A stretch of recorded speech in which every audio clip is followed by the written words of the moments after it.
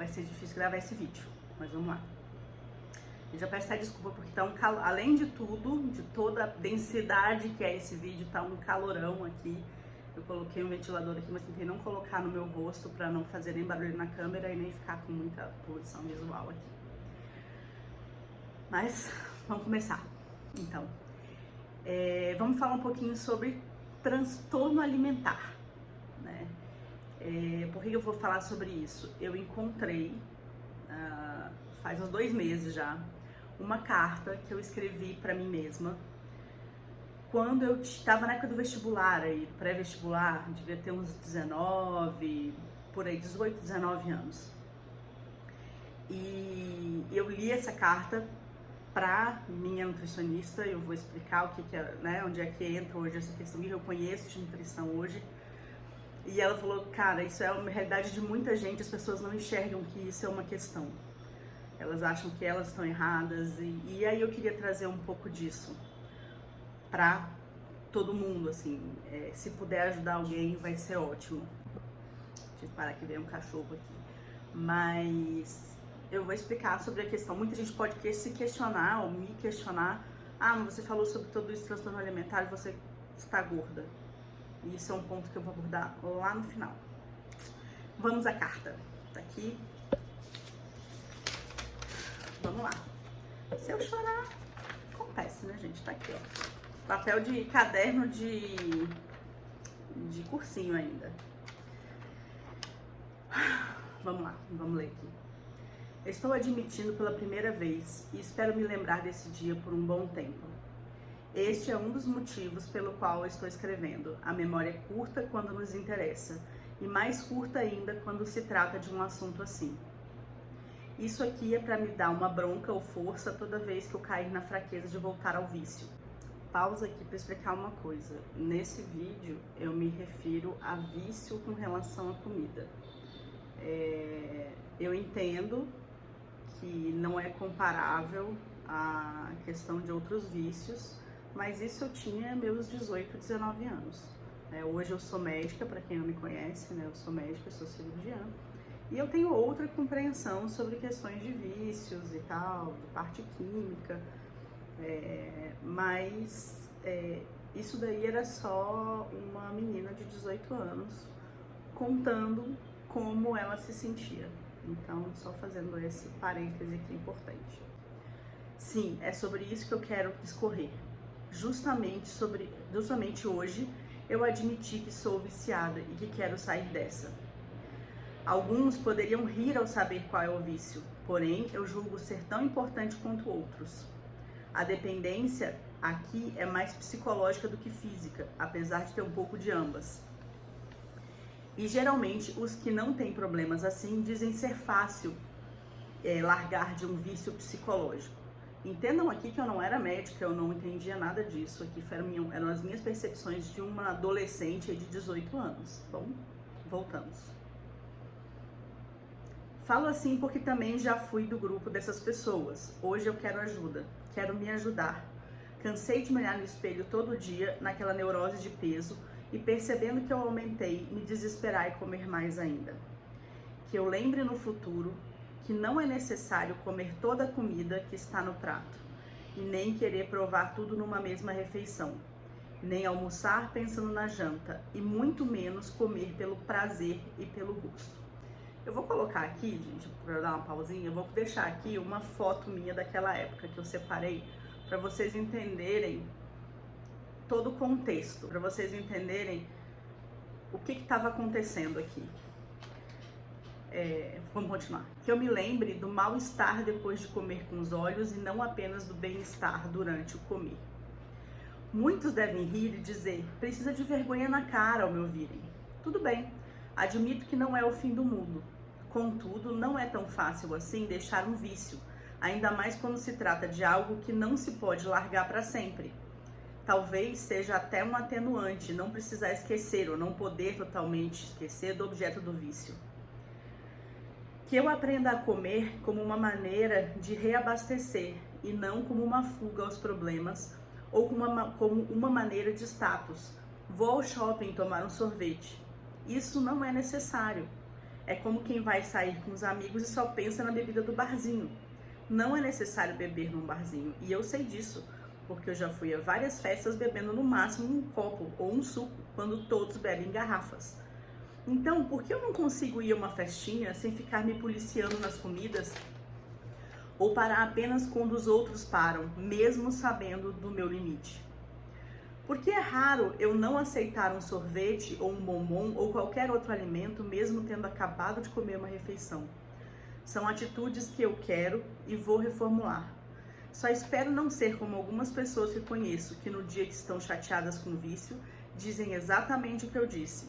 Porém, quando tudo mais se assenta, voltam a fazer a mesma coisa com pretexto: só um pouquinho não vai fazer mal. Vai sim.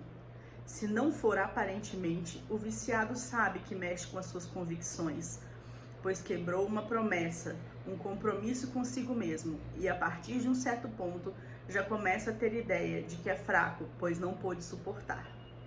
Daí para a volta ao vício é muito rápido, pois entre o desespero e o pensamento: dane-se, não tem mais do jeito mesmo.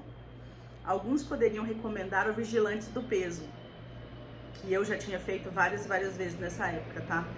Eu participava do Vigilantes do Peso, algumas, assim, essa época eu vivia fazendo, já tinha feito várias dietas na minha vida. E continuava me achando enorme de gorda, e aí eu já tinha feito Vigilantes, mas tá escrito aqui. Alguns poderiam me recomendar o Vigilantes do Peso, porém a ideia de me pesar toda semana me apavora. Gostaria de um grupo de apoio. Agora eu quero que vocês prestem atenção, acho que o grande ponto é isso aqui. Na época não se falava em nutrição comportamental, não se falava em nada dessa parte comportamental. E isso aí, 97 por aí, 96, foi mais ou menos nessa época que essa carta foi escrita. Então não se falava em nutrição comportamental. E aqui está um ponto interessante, que eu já pedia por isso, né? Eu gostaria de um grupo de apoio onde as pessoas, ao invés de ficarem felizes e baterem palmas porque diminuíram alguns gramas, contassem que conseguiram deixar um pouco de comida no prato, que não comeram sem fome e recebessem apoio por isso. Mais ou menos como um trabalho, um grupo de apoio a viciados, claro, acompanhado de uma dieta nos moldes do Vigilantes do Peso para ajudar na, entre aspas, desintoxicação. Eu quero ler esse texto no futuro e me ver fora dessa realidade.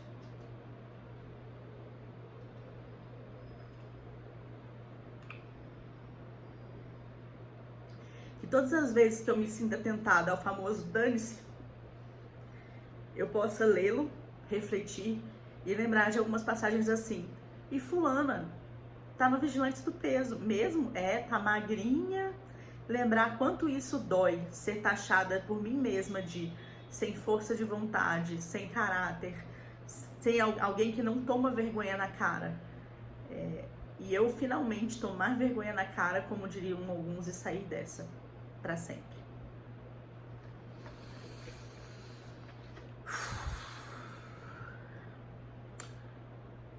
Vocês viram aí minha foto, né? Não é fácil falar sobre isso.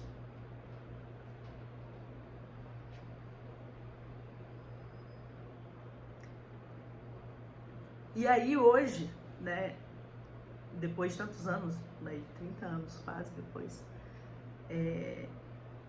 na verdade alguns anos atrás, eu encontrei a nutrição comportamental e é realmente um lugar onde você, né, como eu falei aqui, você bate palmas por ter comido aquilo que faz sentido para você e não aquela coisa, você só pode comer isso e isso, tantos gramas disso, tantos gramas daquilo.